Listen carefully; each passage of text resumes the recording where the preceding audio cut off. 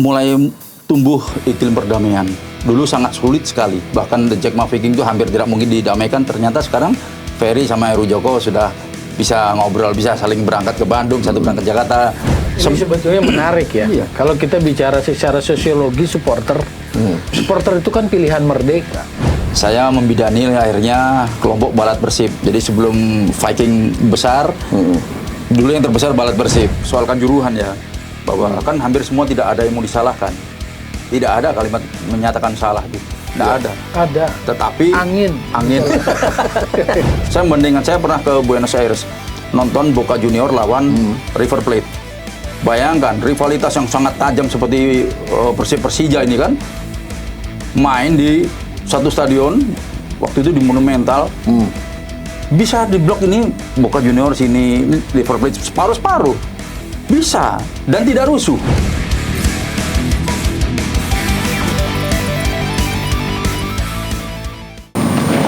Salam Sportify, salam olahraga. Terima kasih berjumpa kembali dengan podcast Sportify.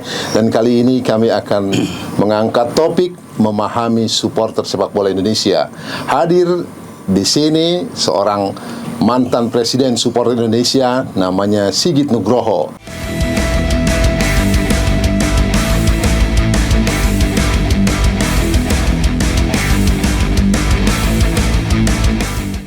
Bung Sigit, terima kasih sudah hadir. Selamat sore. Selamat sore, wah tegas deh ya. Nah, dan tak ketinggalan Bung Toel seperti biasa hadir juga akan bantu ngecapin atau Noel. Oke, Bung Sigit. Kita tahu supporter adalah bagian penting dari sebuah sepak bola. Saya istilahkan tanpa supporter ibarat malam hari berbintang tanpa ada rembulan. Anda ketawa tadi waktu saya bilang gitu. Tapi ya begitulah adanya. Tetapi kita tahu juga supporter bisa membangun, juga bisa menghancurkan sepak bola. Seperti halnya pemain. Jadi nggak kalah penting dengan adanya pemain dan yang lainnya. Dan faktor wasit juga. Tapi sebelum itu, Bung Sigit, sebelum kita masuk ke ngomongin supporter, mungkin cerita sedikit aktivitas sekarang dan singgungan dengan supporter, introducing dulu lah. Sudah lama bertapa. Gimana Mas Sigit? Ya, selamat sore semua. Jadi sebenarnya saya tidak sama sekali meninggalkan dunia supporter, meskipun dulu sempat mendirikan Asosiasi Supporter Sepak Bola Indonesia atau ASI. Tapi sebelumnya kan saya dulu di Bandung. Saya membidani akhirnya kelompok Balat Persib. Jadi sebelum Viking besar, dulu yang terbesar Balat Persib. Tahun berapa? Ya 96 sampai 98. Oke. Saya ditarik ke Jakarta. Punya visi yang lebih luas, jadi tidak hanya mengurus Persib tetapi secara nasional. Jadi saya membangun kelompok supporter kreatif. Dulu belum ada itu yang namanya supporter kreatif. Yang ada hanya supporter tradisional, hanya nonton. Saya dulu berkawan baik sama Juan Rubio, pemain Arema. Nah, dia mencontohkan, Sigit, di Chili ini kita supporter menjadi meriah, sepak bola menjadi meriah gara-gara supporter. Kita nyanyi. Saat itu kan orang nggak ada supporter nyanyi. Hanya di Chile yang ada. Saya dikasih VCD-nya, dulu bentuknya VCD ya, belum sekarang. Begitu di setel bagus, saya bilang, oke, kita siap kampanye supporter kreatif supaya kita lahirkan nanti mania-mania. Dulu belum ada mania-mania, hanya ada Aremania. Jadi kita berangkat dari hal yang kecil itulah, bahwa Aremania sudah mencontohkan, mudah mengkopi apa yang mereka lihat di Chili. Show di Malang, show di Jakarta, saya blow up, lalu saya tularkan melalui media waktu itu tabloid bola ya. Belum ada sosmed ya? Belum ada sosmed, jadi satu-satunya media yang incas di supporter itu adalah tabloid bola pada saat itu, sehingga mudah sekali kita mau membangun kelompok supporter yang baru. Lahirlah Makassar Mania. Saya bangun sama Mas Mayor Aristanto, Pak Supati, berangkat ke Makassar berapa hari, dari 14 orang jadi 50, jadi 500, 3.000, sekarang full Maxman. Jadi Pak Supati pun sama. Kan dulu juga tidak ada Pak Supati. Mas Mayor membangun kelompok. Jadi kita bekerja sama antara media dan akhirnya ketika sudah tumbuh mania-mania menjamur, kita bikinlah asosiasi supporter itu. Pada saat itu The Jack juga sudah ada atau ikut? Masih kecil, Oke. karena Ferry Indrasari sering menghubungi saya, tolong dong dimuat supaya kita anggotanya besar. Dulu masih di bawah 100. Akhirnya menjadi besar. Nah, kita bangunlah kelompok supporter nasional dan namanya CC Supporter. Dulu Pak Nugraha Besus yang ikut incas sama Pak Tri Gustoro Pak Nugraha sama Pak Agung Gumelar. Cuman satu hal, justru ketika baru bangun kita dihadapkan oleh satu masalah besar, kerusuhan itu. Jadi rivalitas ini sudah terbangun. Kerusuhan yang mana, Mas, kalau di boleh? kuis Siapa Berani Indosiar. Oh, yang Persija ya? Jadi itu ada Indosiar minta saya untuk ngelola kelompok-kelompok supporter supaya menjadi perwakilan. Jadi ada Oke. Pasopati, ada Aremania, ada Jackmania, ada Viking, dan ada satu kelompok yang campuran bernaung di bawah ASI, sehingga ini kan adu kepintaran. ASI, Asosiasi Supporter Indonesia. Iya, tapi efeknya jadi rivalitas itu ternyata meledak di situ, di luar dugaan. Tidak ada yang menyangka kalau akan meledak di situ, sehingga pertarungan berdarah-darah sampai ke jalan tol dan jadi isu nasional, semua media Betul, muat. betul. Ya, jadi disitulah titik balik, baru berdiri langsung dihantam.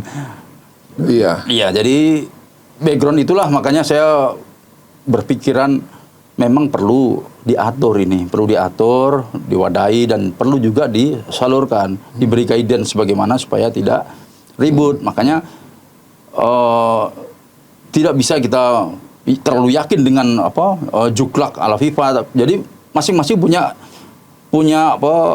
spesifikasi karakter sendiri dan juga punya cara sendiri. Saya sendiri karena sudah tidak bercimpung lagi di dunia supporter secara aktif di lapangan sebagai supporter, saya memilih jalan yang lain, dakwah. Jadi membangun bersama-sama teman-teman di Bandung, melahirkan kelompok supporter Bobotoh Takwa. Dari 16 orang sekarang sudah 198.000. Oh, menarik. Wah, luar biasa. Jadi saya ikut senang karena di Jakarta sudah ada kelompok serupa. Anda berdakwah tapi tetap melibatkan supporter gitu. Justru kita masuk di kalangan supporter, jadi bagaimana Di kolam mengenalkan supporter. Iya, jadi supaya supporter itu ketika mau melakukan sesuatu dia ingat, oh ada tuntunan agama yang melarang ini. Oke, baik. Menarik. Misalkan jam 3 saatnya sholat, kita sholat meskipun di lapangan. stadium. Iya. Jadi kita mengajarkan baik, kita tidak bisa berbuat semuanya, tetapi langkah kita yang kecil ini insya Allah ada hasilnya. Meskipun tidak sempurna, tapi namanya juga yang penting kan sudah berusaha baik. Sejak kapan itu, Mas? Itu Bobotoh Takwa sudah hampir 10 tahunan. Nah, terus Anda tularkan juga secara nasional? Mulai pelan-pelan, tapi di Surabaya juga sudah ada, di Jakarta sudah ada, Jack Santri sudah ada. Iya. Makanya menjadi penting dan menarik, supporter ini kan harus di manage sedemikian rupa. Ya. Rivalitas, konfliknya terjadi karena itu, ada faktor eksternal dan internal. Ya. Nah, sejauh ini Mas Sigit sebelum berdakwah di kalangan supporter, melihat secara umum supporter kita nih bagaimana sih sebenarnya di Indonesia?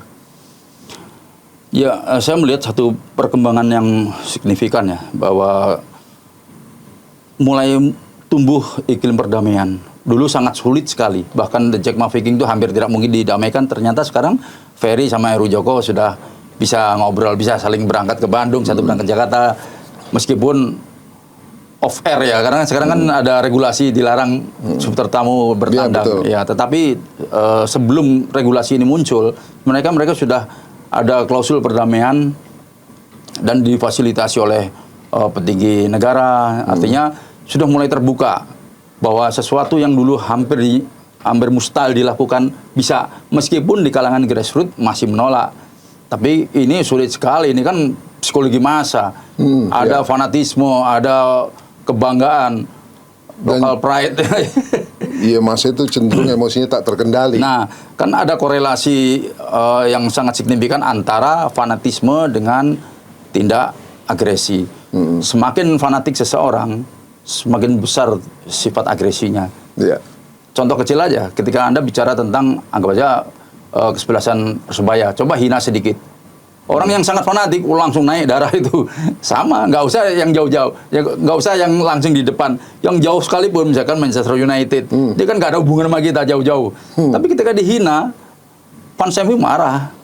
Begitu juga. Jadi ini memang korelasinya betul. Ini ada penelitian dari Universitas Esa Unggul, betul itu korelasi antara fanatisme dengan sifat agresi. Ya, rivalitas ini kan akhirnya muncul berbarengan dengan sikap agresi. Ada yang verbal, ada yang fisikal. Gitu, jadi. Oke. Sekarang ke Bung Tommy dulu. Tom, kita tahu, ini pengamat semuanya dia, kan? Nggak cuma pertandingan, pengurus apalagi dia. Nah, sekarang kita ngomongin supporter dulu, Tom. Iya, sebetulnya yang mau saya kasih highlight adalah isu tentang supporter musim ini. Ada aturan yang supporter untuk tandang ke kandang lawan kan. Iya. Tidak boleh. Tidak boleh. Tadinya sih kalimatnya hanya itu, lalu kemudian ada tambahan jadi 2 tahun. Ketua umum yang langsung menyampaikan. Lalu dasarnya yang saya tangkap adalah karena dalam proses transformasi sepak bola, dalam pengawasan FIFA, transformasi sepak bola. Kalau bicara transformasi sepak bola, maka asal usulnya adalah pasca kejadian Kanjuruhan. Ya. FIFA datang, AFC datang, ada satu tim yang namanya tim transformasi sepak bola. Salah satu produk yang terkait prosedur pengamanan pertandingan itu namanya Perpol kan, peraturan polisi nomor 10 2022. Lalu kalau tentang supporter, kalau memang itu juga menjadi sebuah keputusan dibahas, ada pembahasan tentang supporter, cuma sebetulnya poin dalam proses transformasi itu edukasi supporter. Pasca itu, nah saya nggak melihat ada pernyataan larangan supporter away. Maksudnya begini, kalau kita ingin mendewasakan supporter, kalau kita ingin mendewasakan publik sepak bola kita, kalau memang ada larangan itu, kalimatnya sebetulnya di regulasinya tidak boleh, bukan melarang tapi tidak boleh. Itu harus ada hitam putihnya. Kalau disebut ini adalah hasil dari transformasi. Jadi kalau dari transformasi itu keputusannya tidak boleh supporter away, itu kan harus ada hitam di atas putihnya. Jangan cuma ucapan, karena ucapan ternyata nggak didengar. Iya kan? Ada kelompok supporter atau sekelompok supporter yang akhirnya away kan? Diam-diam menyelinap. Ya, Surabaya ke Semarang lah, ada Surabaya ke Sleman, ada yang ke Arema ke Kediri, kan begitu. Akhirnya kan ucapan aja nggak jadi dasar. Apalagi kemudian ada semacam ancaman pengurangan poin. Manakala pelanggaran dilakukan oleh supporternya. Ya, misalnya di Makassar ada antar supporter mereka gesekan, kan nggak pengurangan poin juga. Jadi artinya ucapannya nggak punya kekuatan. Nah, yang poin pertama saya mau bilang itu dulu aja. Ketika disebut bahwa larangan supporter away itu 2 tahun dan itu adalah dalam konteks transformasi sepak bola, yang artinya waktu kejadian pasca Kanjuruhan ada tim FIFA, tim AFC membahas itu, ada tentang pengamanan, ada tentang edukasi supporter, ada tentang sistem pertandingan, kompetisi dan sebagainya. Kalau memang itu ada keputusannya, harus ada hitam di atas putihnya. Baik, ya. Bung Sigit mungkin ada komentar berkaitan dengan pandangan Tommy Welly tadi tentang supporter kita di musim ini khususnya. Karena ada larangan tandang mereka, dan kabarnya sampai dengan 2 musim, tapi belum apa-apa, baru 4 pekan berjalan sudah ada sedikit catatan gesekan di kalangan supporter, walaupun larangan itu sebenarnya sudah disampaikan. Seperti itu Bung Sigit, bagaimana Anda berpendapat? Ya, sebenarnya pertanyaan saya mirip juga seperti pertanyaan Tommy, karena sejauh ini saya belum lihat hitam di atas putihnya, memang tidak ada. Dan ini bertanya-tanya orang, ini benar atau tidak? Karena selama ini kan PSSI hanya ucapan verbal, tapi tidak ada hitam di atas putih. Yang saya tahu saat ini, yang sifatnya hitam di atas putih ada itu regulasi Liga 1, ada di situ menyebutkan tentang supporter, tapi juga terlalu miskin, terlalu sedikit. Bahkan pengurus PSSI sendiri sempat terbetik tidak mengerti kalau ternyata ada Undang-Undang SKN, Sistem Keuangan Nasional, yang bicara tentang supporter, nomor 55 tahun 2022. Itu mereka tidak paham. Pembuat aturan juga rasanya juga belum paham tentang supporter Indonesia, atau supporter Indonesia yang belum bisa nyetel dengan regulasi itu. Contoh kecil aja. Di dalam Undang-Undang SKN itu disebutkan bahwa supporter itu punya hak dan punya kewajiban. Tetapi hak dan kewajiban itu dibatasi oleh regulasi-regulasi, misalkan harus berbadan hukum. Bagaimana Anda bisa mengharapkan Aremania berbadan hukum? Mereka bangga dengan bahwa tanpa badan hukum Aremania bisa besar. Bagaimana itu bisa disesuaikan? Siapa harus mengalah? Bagaimana situasinya? Bagaimana mitigasinya ketika ada masalah? Kebetulan yang terjadi di Kanjuruhan menyangkut Aremania.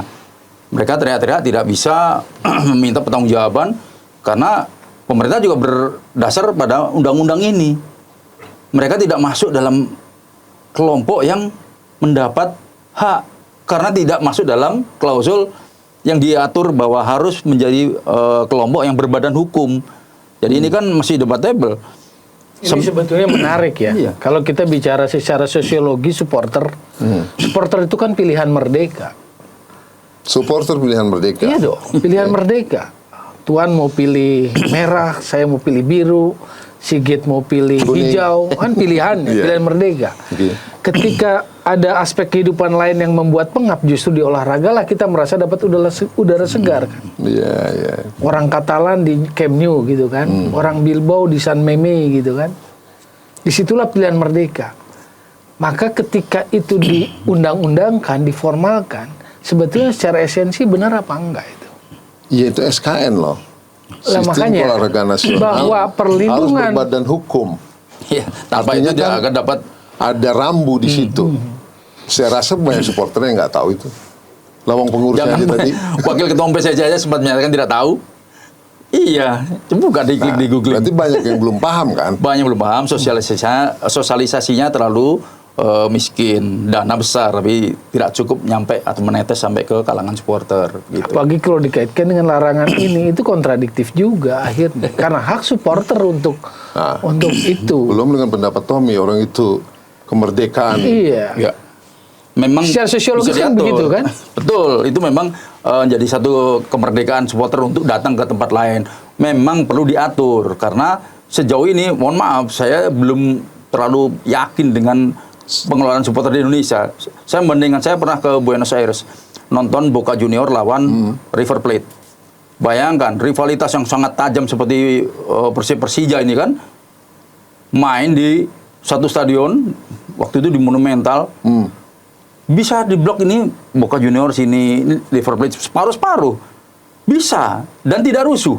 Tapi masalah tadi harus berbadan hukum sebuah kelompok supporter, Anda pernah lihat atau riset di luar negeri, negara lain ada terjadi? Jadi kalau yang setahu saya di MU, mereka tidak berbadan hukum, cuman mereka punya kelompok yang berafiliasi dengan Manchester United langsung, supaya mereka ada kelebihan-kelebihan, misalkan dapat diskon tiket, kemudahan untuk mendapatkan tiket. Community ya? Community, jadi itu pun sudah, menurut saya bukan itu esensinya. Mau berbadan hukum atau tidak berbadan hukum, kalau supporter ini sudah dewasa, mereka bisa nonton bahkan tanpa pembatas. Langsung di Liga Inggris kita bisa lihat pemain jatuh bisa ditangkap. Oke, supporter gitu. yang dewasa. Tom tadi kayaknya mau ngomong gimana? Jadi Tom? sebetulnya kan udah tergambar. Rivalitas tuh di mana-mana ada. Yes. Kan itu juga bagian dari apa ya? Jualannya sepak bola. Dalam tanda kutip ya. El Clasico, River Plate, Boca Junior, AC Milan, Inter Milan. Itu kan jualannya sepak bola. Derby Manchester gitu loh. Ada rivalitas di antara mereka, iya. Kan nggak perlu dihilangkan. Tapi ketika pertandingan itu terjadi, semua punya hak untuk menyaksikan itu.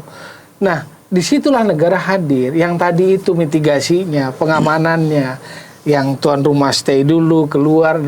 Disitulah negara hadir gitu loh. Maka ketika ada larangan supporter nggak boleh tandang, sebetulnya kan itu menghilangkan peran negara di situ. Jadi ada masalah, kan negara hadir. Misalnya keamanan, kan keamanan dong berperan di situ, bukan dihilangkan. Kan seolah-olah ketika supporter tamu itu nggak datang kan masalah dihilangkan kan. Padahal tetap aja terjadi itu. Sekelompok, segelintir hadir, malah akhirnya anarkis, dipukulin, kasihan toh. Ya bukan kasihan lah, menyedihkan gitu loh. Sekarang kalau balik lagi yang menjadi pangkal transformasi itu terjadi, tim transformasi atau transformasi sepak bola itu terjadi apa? Kanjuruhan.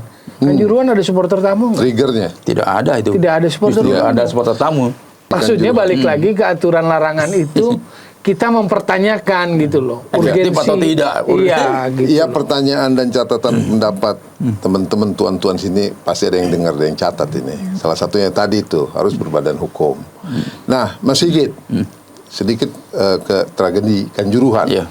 Itu menjadi puncak dari ya katakanlah minusnya sepak bola kita. Kita mesti sepakat dulu ini soal Kanjuruhan ya, bahwa kan hampir semua tidak ada yang mau disalahkan. Tidak ada kalimat menyatakan salah itu. Tidak ada. Ada. Tetapi Angin. Ya, ini lucu ini. Iya, kadang-kadang lucu dia. Jadi Terus, Mas. setidaknya dari TGIPF kemarin udah melihat kesalahan itu ada di pihak kepolisian, aparat, PSSI sendiri. Ya, dibagi rata ya? Iya, dan pengelola liga, PT LIB, juga Aremania. Nggak boleh dilupakan, ini tidak bisa saya melepaskan diri, karena ini kesatuan kolektif, ini kesalahan kolektif. Kenapa kok terjadi? Pertama, Aremania loncat masuk ke lapangan. Nah, petugas yang mengamankan mungkin belum pernah mengawal pertandingan bola, sehingga responsif berlebihan, memakai gas air mata. Nah, kita kembali lagi, gas air mata di dalam SOP internasional dilarang masuk stadion gas air mata itu. Saya pernah jadi korban juga gas mata di Senayan waktu rusuh. Wah, sakitnya luar biasa itu, padahal ini Senayan itu besar. Iya. Sakitnya minta ampun. Lah ini Kanjuruhan kan relatif kecil. Muter di situ ya, akibatnya yang mati sampai 136 ya. Yes. Data yang resmi. Oke, baik sahabat Sportify. Nah, Mas Sigit, ada kesan secara tidak langsung ketika ada kerusuhan supporter, orang langsung ngeblame itu adalah pasti karena kesalahan supporter. Pasti karena mereka gitu. Padahal kan banyak aspek lain yang menyebabkan bisa seperti itu. Supporter ini nggak mungkin berdiri sendiri. Nah, Mas Sigit melihat itu bagaimana untuk menghapus stigma itu sebagai mantan presiden supporter. Ya sebenarnya kegelisahan itu sudah lama dari zaman dulu. Jadi justru dulu asosiasi terbentuk karena untuk menyampaikan keluh kesah itu, bahwa tidak selamanya kerusuhan itu dilakukan atau dipicu oleh supporter, meskipun yang tampak di media selalu supporter. Karena bad news is good news, ya kan? Ketika ada kerusuhan, jadi berita bagus. Dan media senang sekali muat itu. Framing. Tapi ketika supporter melakukan kebaikan-kebaikan, tidak banyak yang meliput. Ya. Tidak berimbang kadang-kadang. Tidak berimbang. Tapi itu sudah terjadi, supporter mesti bukan kembali ke barak, tetapi bagaimana mereka bisa lebih cerdas menyikapi dan tidak menanggung sendiri beban itu. Karena seperti saya katakan tadi, bahwa kesalahan atau kerusuhan itu adalah sifatnya kolektif. Baik, Bung Tommy, banyak penyebab faktor kerusuhan supporter. Minusnya supporter, ada eksternal, internal, ada rivalitas, banyaklah. Nah, Anda melihat sejauh ini catatan Anda bagaimana supporter kita ya. Nggak cuma musim ini, kita lihat historik belakang, pasti Anda akan punya catatan. Saya bukan ahli supporter, tapi saya lihat bahwa supporter itu punya mekanisme sendirilah terhadap situasi-situasi yang mereka hadapi gitu.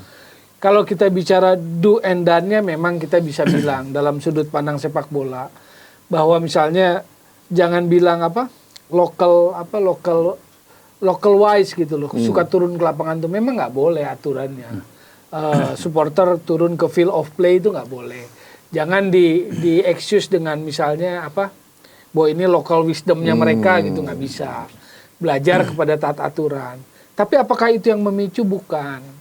Karena kalau bisa ditangani dengan baik pun kan sebetulnya bisa dihindari lah. Tapi memang ini ada sesuatu yang lain. Karena ya dari berbagai pandangan berbagai kelompok itu memang ada sesuatu yang lain. Nggak berani ngomongnya. Ada sesuatu yang lain, something. Ada sesuatu yang lain di luar football itu. pengalian Beyond. isu. Beyond football itu, bahkan pengadilan juga kan Terus menyalahkan angin. Mas Sigit setuju itu. Ada Pengalian isu. Jadi memang dalam diskusi. ini bukan kita mau ngorek-ngorek Ya itu salah ini satu ya. Tapi kita coba salah satu berflashback. teorinya Iya. gitu loh. Tapi menurut saya memang ini melampaui sepak bola.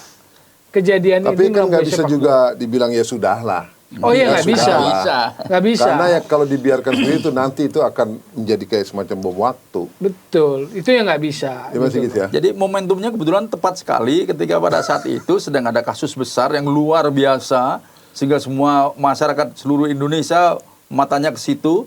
Lalu terjadilah satu tragedi yang besar, yang luar biasa, yang nomor 2 terbesar di dunia.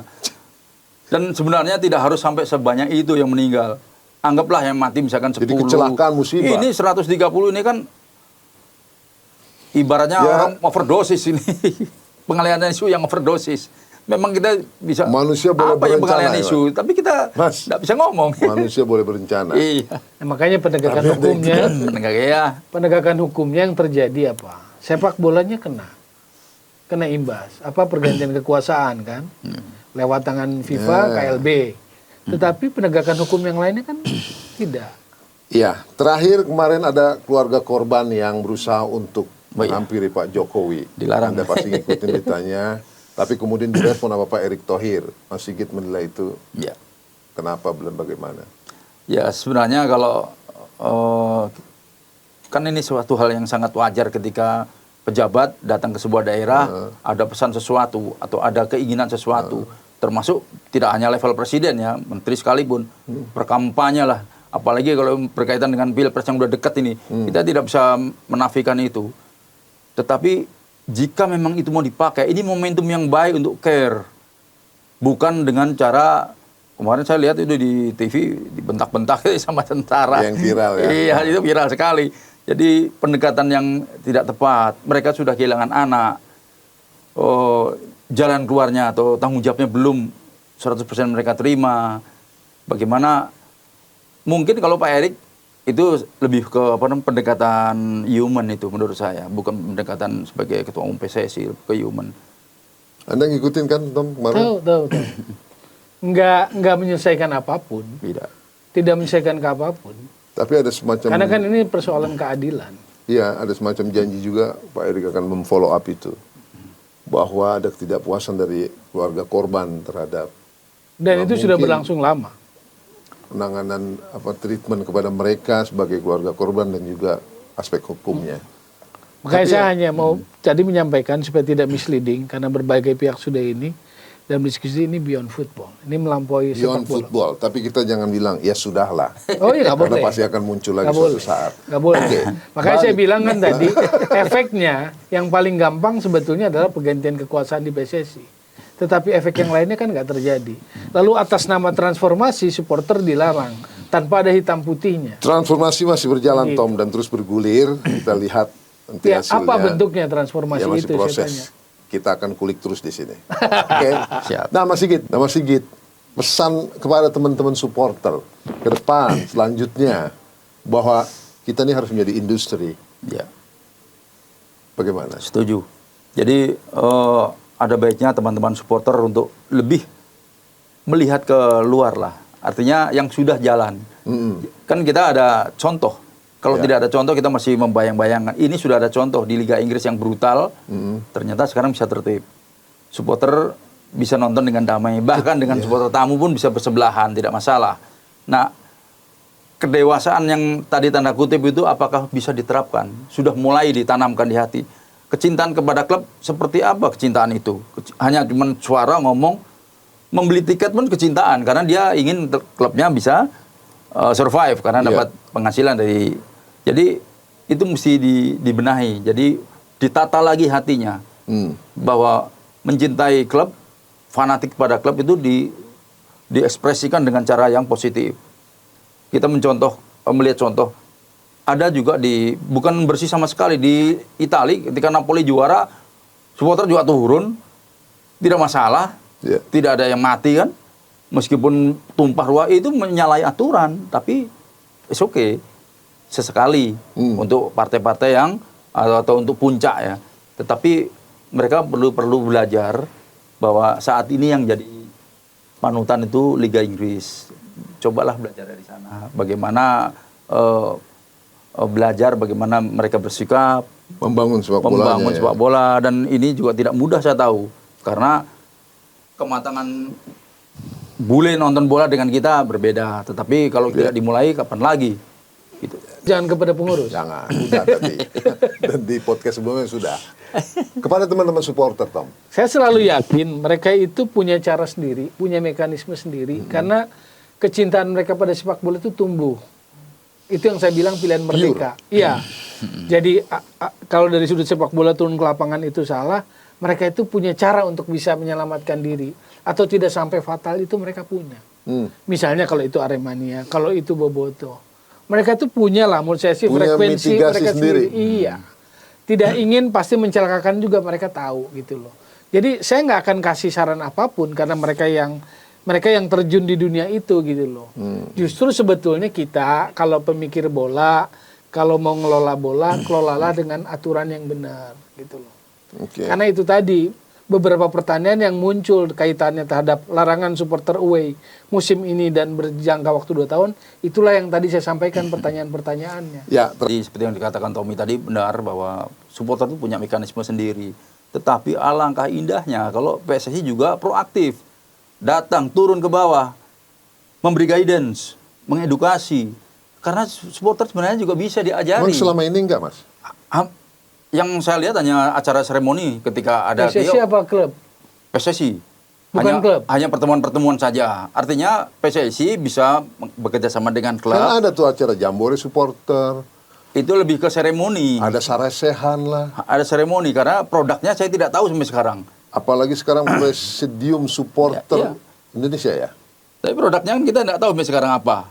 Hanya organisasi Hanya organisasi saja. atau seremonial lah tadi. Iya, padahal kalau itu detail aja misalkan ketika nanti ada supporter tamu datang, ini panglimanya kan ada nih. Kalian nanti jaga di sini bekerjasama dengan klub memberi fasilitas, bersama dengan media.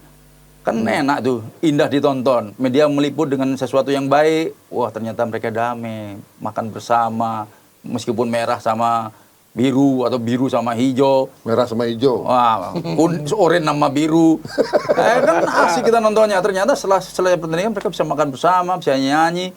Ini kan bagi media juga bagus. Jadi kombinasi lah. Jangan berdiri sendiri-sendiri, jangan jalan sendiri-sendiri. Gitu. Baik, penutup Tom, kayaknya ada yang mau sampaikan lagi Tom. Nggak ada sih. Hah? Hanya perlu kejelasan-kejelasan itulah supaya udaranya lebih segar, lebih cerdas gitu loh. Ya. Oke, sahabat Spotify, apa yang kami diskusikan, kami bicarakan di sini, mau apapun itu tentang wasit lah, supporter, pengurus adalah demi kemajuan sepak bola Indonesia. Jadi jangan ada yang baper, mari kita berdiskusi, mari kita berpendapat. Jadi untuk siapa? Belum pendapat dijawab. yang membangun. Bagaimana Tom? Untuk siapanya belum dijawab. Yang mana nih? Yang larangan itu untuk siapa sebetulnya? Manfaatnya. Sigit tadi udah jawab. Oh, udah ya? Nggak jawab. Samar juga jawabnya. Publik penonton punya jawaban itu. Oke. Hah? Untuk siapa gitu. Ya. Kita bisa aja sebut di sini. Hah? Tetapi akan lebih menarik kalau publik yang menyebut di komentarnya. Ya. Ya.